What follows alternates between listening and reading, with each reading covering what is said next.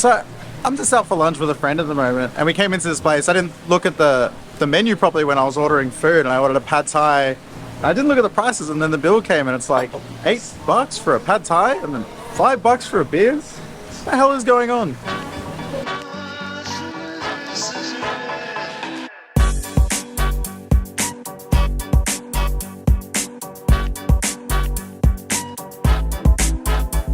So today I want to talk about the increasing cost of everything here in Thailand. I actually had a completely different video planned for today, but that lunch sort of took me by surprise. And while I was there, I started Googling all these facts of the price increase of everything here over the last sort of 10 to 15 years. And I've got some actual statistics that I'll share with you, but I'll also touch on my own experience. I've been traveling here for 13 years now and been living here for a few years. So we can talk about everything that's been changing here over that time.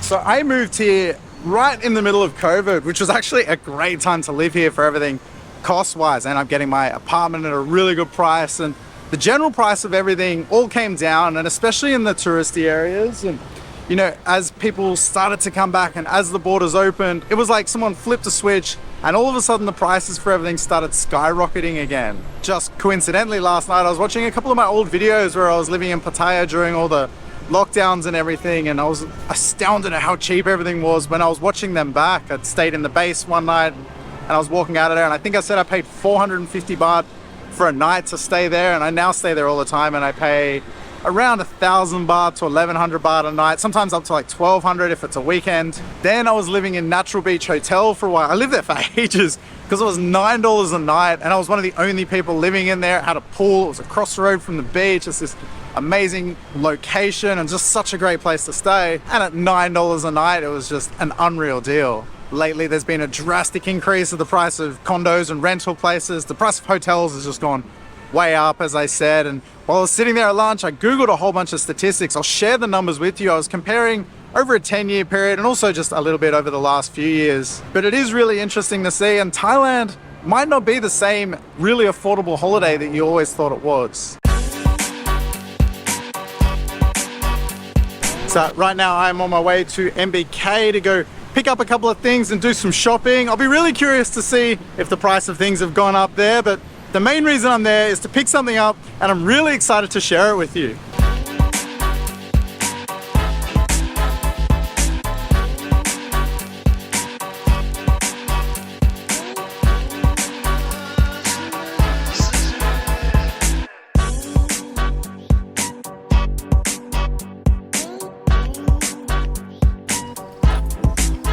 So I am really excited to announce that I'm coming out with a whole new line of merchandise. So I had 3 new logos that I've come up with that I wanted to get printed and see what they look like on a shirt. So the shirts won't actually come from MBK. I just wanted to get one printed there. So if you want to order them online, there'll be a link below.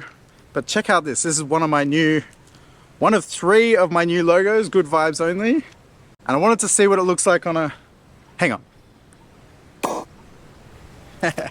Yeah, super cool. Love this logo. So as I mentioned, there's 3 new logos available, all good vibes only. So check it out. There's a link down below in the comments and down in the description. So as I mentioned, I've got some facts and figures relating to the cost increase of everything here in Thailand, and we'll go over some of them. Now, these are over a 10-year period I just looked at to give us an idea of how much things have changed in that time. So first off, the general inflation for goods and services has gone up 25 to 30%, which is a lot, but also if you consider how much things are going up back home in the West, back in Australia and the US, inflation has been crazy lately. The fuel prices and everything has significantly gone up. I see prices of things back home like grocery shopping and things like that, and it's just mind-blowing to see. Next up is rent, and here in Bangkok, the rent has gone up significantly. It's gone up 50% over the last 10 years, which is a crazy big jump. I mean, rent here is still quite cheap, or significantly cheap on a global scale, but if you think of for the local people working here, that's a massive jump for them to have to come up with that difference each month. Next up, we have average home price, and this is an interesting one, the value of property, basically, if you were to own, and that's only gone up 20%. So while rent jumped up 50% over the last 10 years, owning a place has actually only jumped up 20%, over the last 10 years, which is a fascinating statistic, especially since rent is not in that high demand here. The majority of the places here in Bangkok are not full. There's not full occupancy. My condo, as an example, is only at 30% occupancy. And I do think it's very rare to have an entire building that's completely full. Next up, we have electricity bills, and this is an interesting one. We've just had another increase just recently, but over the last 10 years, electricity bills have gone up 50% as well. So for the Thai people living here on a Thai salary, it's just all these extra costs gone up year after year, and 50% is a big jump over a 10-year period, especially if you're on a Thai salary. All right, time for a... So for those of you that just come out here on holidays a couple of times a year, those won't apply, but the next couple things will. So first up, we have hotel prices, and this is quite an interesting one. Hotel prices over the last 10 years have gone up 50% on average in price. As I mentioned before, there was that great sweet spot during COVID, just before tourism opened up, where all hotel prices were unbelievably cheap and it was great for us living here. But as soon as the borders opened and everyone started to come back over, it was really fascinating to see how much these prices shot up. Here in Bangkok now, as an example, the average hotel price is 1,500 baht per night, which is just, it's crazy. That's not a cheap amount to be spending on a holiday. You know, I have memories of coming here many years ago, and it was just, we were blown away by how cheap it was. You're staying in places for like $10 a night, and they were decent places. But now with the average price being that, these holidays, it all starts to add up really. Something else that's fascinating to consider with all of this is that while the price of everything has gone up by all these amounts, the Thai baht has also gotten stronger. The first time I came out here back in 2010 or 2011, for Australian dollar, one Australian dollar, we got, I think it was around 31 to 32 baht for the dollar.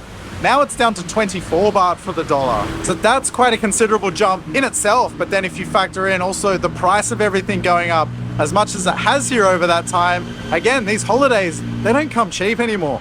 There is one good thing to come from all this. It's not all doom and gloom. So the average minimum wage for Thai people here has gone up 50% over the last 10 years, which is a great jump. Obviously, the price of everything has gone up here, but having a 50% jump is huge. You know, if you consider how much the average minimum wage has gone up back in the West, in the US or Australia or UK, wherever you're from, it's nowhere near 50%. So while all these little costs have come up, a lot of them are sort of around 50%. So it's still quite a big jump, but hopefully for Thai families, it's somewhat manageable.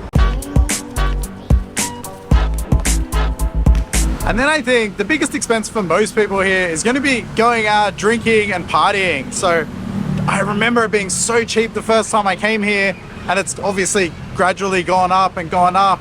Last week when I was in Pattaya, I went to a bar on Walking Street and I paid 180 baht for a beer, and I was just like, God, this isn't a cheap night out anymore. I've had some massive nights out, especially in Pattaya. It's spent a whole lot of money. Bangkok is even more expensive. Some of the high-end clubs here are just ridiculous for the prices they charge for bottles. When I was young, I used to come here with a couple of mates and we'd be broke. You know, we get our tax return at that whatever middle of the year and shoot over to Thailand and spend everything that we got given. And it wasn't much. Come over with like a couple of grand or something and you'd be able to make that last for 2 weeks or a week of mayhem, whatever you're doing. But I don't think that's the case anymore. And I'm actually really fascinated to know people that come here on holidays, how much do you spend on your trips?